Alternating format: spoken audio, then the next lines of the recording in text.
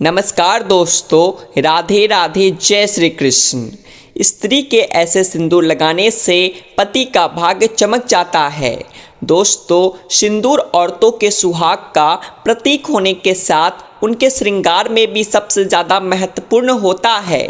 लेकिन अगर आपसे यह कहा जाए कि आपके सिंदूर लगाते समय की गई ये गलतियां आपके पति को बुरी तरह कर्ज में डुबो देंगे और आपको लकीर का फ़कीर बना देंगे, तो आपको कैसा लगेगा? दोस्तों, घबराने की ज़रूरत नहीं है। यह सब हम आपको डराने के लिए नहीं कह रहे, बल्कि हमारे शास्त्रों एवं पुराणों में सिंदूर लगाने के कुछ ऐसे महत्वपूर्ण नियम बताए गए हैं जिन्हें जानने के बाद आप अपने पति के लिए किस्मत के दरवाजे खोल सकती है और उनकी तरक्की दिन दुगनी रात चौगनी हो सकती है। लेकिन वही शास्त्रों में यह भी बताया गया है कि जो औरतें सिंदूर लगाते समय ये गलतियां करती है, उनके पति की उम्र तो कम होती है, साथ ही दुर्भाग्य भी उनके दरवाजे पर दस्तक देता है। तो अगर आप भी जानना चाहती है कि सिंदूर लगाते समय हमें कौन कौन सी बातों का ध्यान रखना चाहिए, तो इस वीडियो को आखिर तक जरूर देखिएगा। दोस्तों, आगे बढ़ने से पहले वीडियो को लाइक जरूर कर दें और हमारे चैनल को सब्सक्राइब भी जरूर कर दीजिए, क्योंकि आप बाद में भूल जाते हैं। तो चलिए वीडियो में आगे बढ़ते हैं।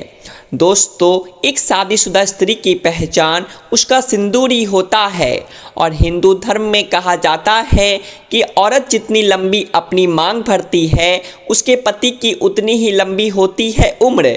इसके अलावा सामुद्रिक शास्त्र में जो 16 श्रृंगार बताए गए हैं, उनमें से सबसे महत्वपूर्ण श्रृंगार सिंदूर ही है, जो न केवल एक स्त्री की गरिमा को दिखाता है, बल्कि उसके पति के सौभाग्य को भी बनाए रखता है।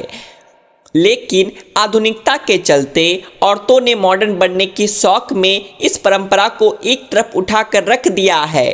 अब या तो महिलाएं अपनी मांग में सिंदूर लगाती ही नहीं है, या फिर तेरी मेरी मांग बनाकर उल्टा सीधा सिंदूर भरने लगी है, और इसकी वजह से उनके जीवन में परेशानियां चलती रहती है और फिर वह औरतें अपने भाग्य को और भगवान को दोष देती है। लेकिन आज का वीडियो देखने के बाद आप ज़रूर समझ जाएंगे कि हमारी ही गलतियां हमारे कर्मों का निर्धारण करती है और हम पर भारी पड़ती है।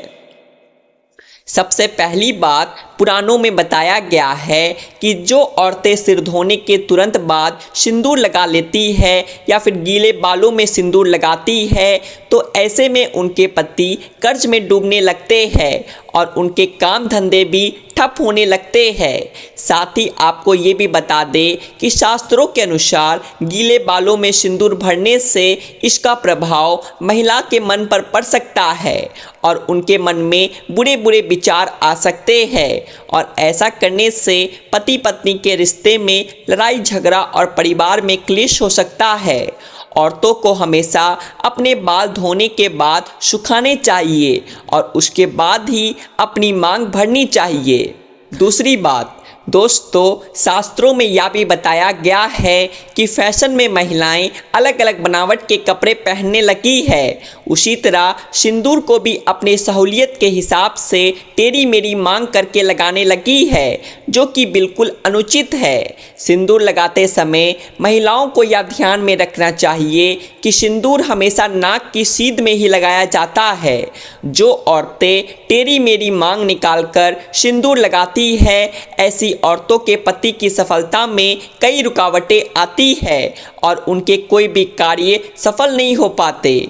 और दोस्तों, जो औरतें अपनी मांग के सिंदूर को अपने बालों से छुपा लेती है, तो ऐसी औरतों के पति को समाज में सम्मान नहीं मिलता और समाज में उनकी छवि भी लोगों के बीच में छिप जाती है।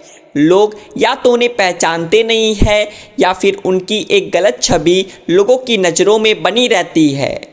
तीसरी बात, शास्त्रों में यह भी बताया गया है कि औरतें अक्सर अपना सिंदूर दूसरी औरतों को लगाने के लिए दे देती है या फिर दूसरों से मांग का सिंदूर अपनी मांग में भर लेती है।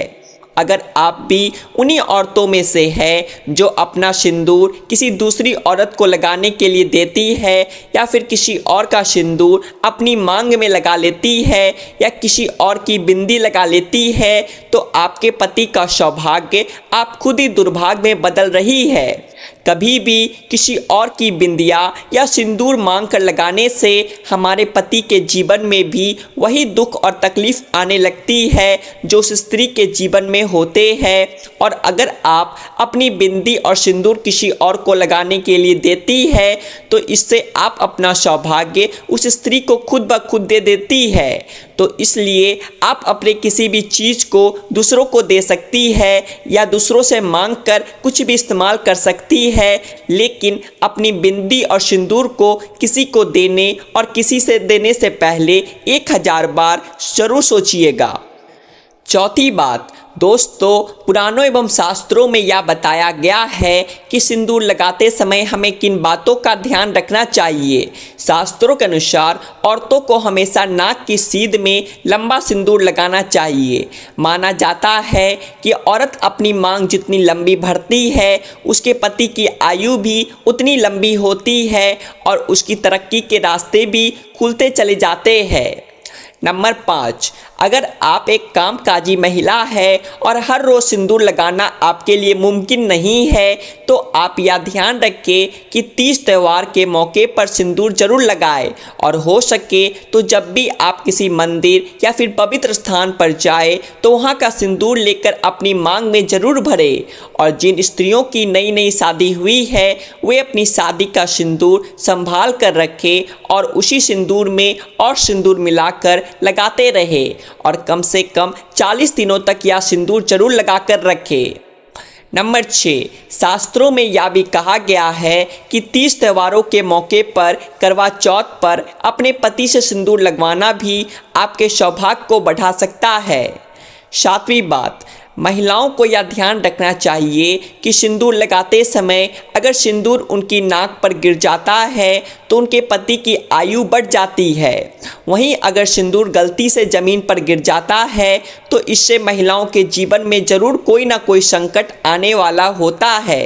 तो सिंदूर लगाते समय इन बातों का विशेष ख्याल रखना चाहिए।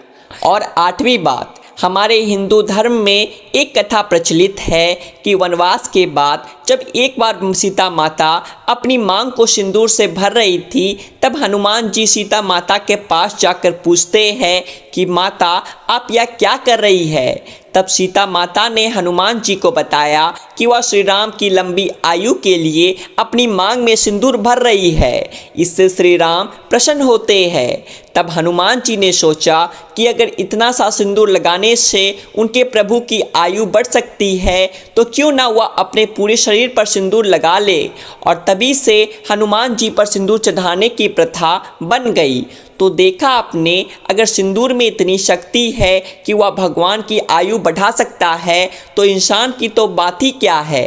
तो दोस्तों, सिंदूर वास्तव में एक महिला के सौभाग्य से जुड़ा होता है, क्योंकि हर एक इंसान के भीतर 7 चक्र होते हैं और जो महिलाएं नियमित रूप से सिंदूर लगाती है उनका 7वां चक्र यानी कि आज्ञा चक्र बिना किसी मेहनत के, तपस्या के एक्टिवेट हो जाता है। और जब किसी व्यक्ति का आज्ञा चक्र जागृत हो जाता है तो उसे परिस्थितियां भांपने की शक्ति मिल जाती है।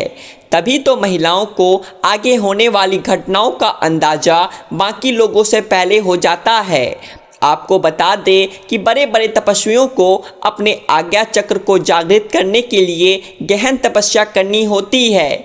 वहीं महिलाएं अपना आज्ञा चक्र केवल अपनी मांग में सिंदूर लगाकर ही जागृत कर सकती है। वहीं विवाहिता के लिए तो सिंदूर न केवल उनके सौभाग्य बल्कि सुहाग का भी प्रतीक है और वह स्त्रियां अपने पति के हृदय में एक विशेष इज्जत भी प्राप्त करती है जो अपने पति के नाम की मांग हर रोज भरती है। तो दोस्तों, औरतों को यह हमेशा ध्यान रखना चाहिए कि सिंदूर न केवल उनके पति की आयु लंबी करता है बल्कि उनकी चेतना शक्ति को भी जगा देता है। तो सिंदूर लगाना न केवल उनके पति के सौभाग्य से जुड़ा है बल्कि स्त्रियों की मानसिक शांति से भी जुड़ा है। हर रोज़ सिंदूर लगाने वाली स्त्रियों का मंगल मजबूत रहता है। तो उम्मीद करते हैं प्रिय दोस्तों कि मांग भरने के ये कुछ खास जानकारी आपको पसंद आया होगा। तो चलिए अब आपसे विदा लेते हैं। आपको हमारी आज की वीडियो कैसी लगी नीचे कमेंट करके हमें बताएं। साथ ही ऐसी ही और भी आध्यात्मिक और धार्मिक वीडियो देखते रहने के लिए आपके अपने चैनल आध्यात्मिक संसार को सब्सक्राइब भी कर ले। हम फिर मिलेंगे आपसे एक नई जानकारी के साथ। तब तक के लिए बोलिए भगवान शिव माता पार्वती की जय।